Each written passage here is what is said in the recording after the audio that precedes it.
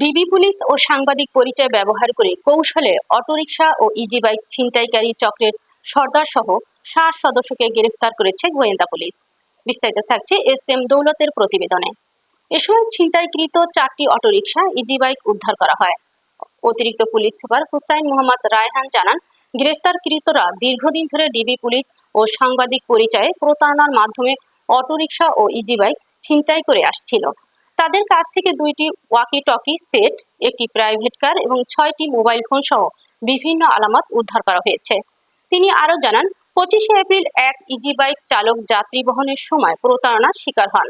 ছিনতাইকারীরা নিজেদের civil police পরিচয় দিয়ে কৌশলে তাকে বিভ্রান্ত করে ইজি বাইক নিয়ে পালিয়ে যায়।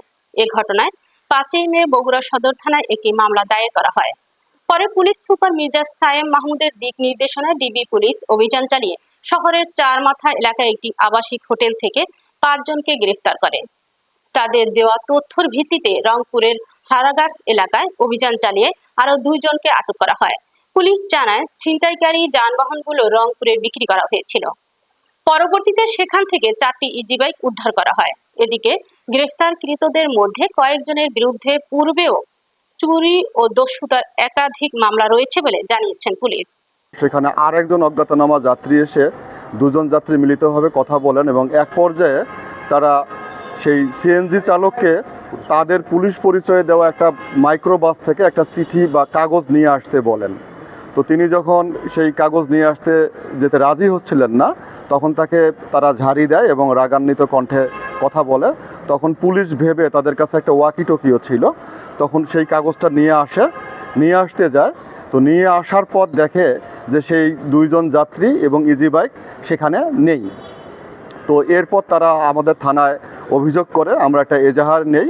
এই এজাহারের সূত্র ধরেই আমরা গতকাল চারমাথা খাজা যে আবাসিক হাইওয়ে হোটেল আছে সেখানে আমরা অভিযান চালিয়ে সেখান থেকে 5 জনকে গ্রেপ্তার করি। অপরাধমূলক কার্যক্রমে ব্যবহৃত ওয়্যারলেস সেট, মোবাইল, তারপর হচ্ছে মাইক্রোবাস এবং মারতুল, বিভিন্ন ধরনের সরঞ্জামাদি সহ তাদেরকে আমরা গ্রেপ্তার করতে সক্ষম হই এবং তাদের কাছে থেকে আমরা জিজ্ঞাসাবাদে তথ্য মতে আরও 2 জন অপরাধীকে রংপুর হারাগাছ থেকে ধরতে সক্ষম হই। তাদের কাছ থেকেও আমরা কিছু এই অপরাধের সাথে সম্পৃক্ত বিভিন্ন ধরনের সরঞ্জামাদি উদ্ধার করতে সক্ষম হই। আমরা টোটাল 4টা সিএনজি উদ্ধার করতে এখন পর্যন্ত সক্ষম হয়েছি, অটোরিকশা। আমরা তাদের তথ্য মতে আমরা আরও অভিযান পরিচালনা করব এবং তাদের কাছ থেকে আরও যদি তথ্য পাই, আমরা এই প্রতারণা করে যে সিএনজি বা অটোরিকশাগুলো ছিনতাই করা হয়েছে বা অপহৃত করা হয়েছে সেগুলো উদ্ধারের জোর প্রচেষ্টা চালিয়ে যাচ্ছি। 4 জনের বিরুদ্ধে পূর্বের চুরি এবং দস্যুতার মামলা রয়েছে। তারা খুবই প্রফেশনাল এবং তারা দীর্ঘদিন যাবৎ এই ধরনের অপকর্ম করে আসছে।